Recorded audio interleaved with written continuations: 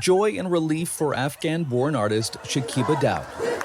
She joined thousands in Paris's Republic Square to celebrate the defeat of the far-right anti-immigration National Rally Party in July 7th parliamentary elections. J'étais extrêmement émue, extrêmement heureuse de savoir ce résultat parce que on était toute la journée inquiets et on n'attendait que ce moment.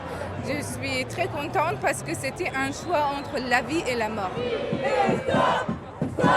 Daoud came to France from Afghanistan 16 years ago to escape violence and political unrest.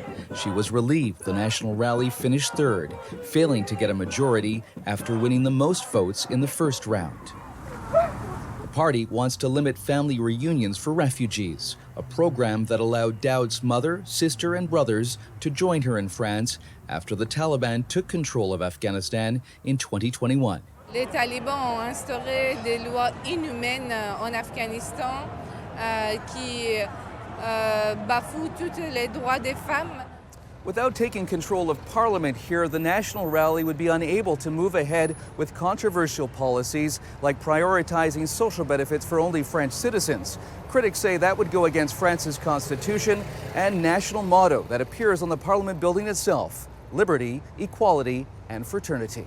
The discrimination is not allowed based constitution in France. Kais Rahmani is an immigration lawyer who helps some of the estimated 200,000 Afghans living in France. He says it would have been illegal to deny benefits to immigrants in favor of those with citizenship. They both work in here and they both pay their taxes in the same way.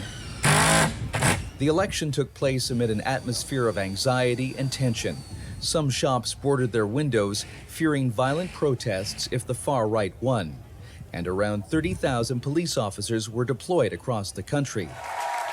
In the end, a huge voter turnout gave the new Popular Front left-wing alliance the most seats, but not a majority, followed by President Emmanuel Macron's centrists. The political situation is more unclear and more complicated than ever. With a hung parliament, it's uncertain how France will form a functioning government.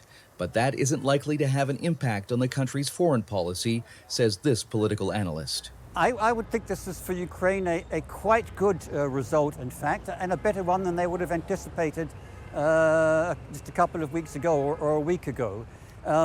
With the government likely to be rather weak and unstable, the prerogatives of the president in regards to foreign policy and European policy and defense policy are not going to be challenged to the same extent as they would have done had the extreme right won a majority. The decision to call this election was seen by many as a huge gamble by the French president.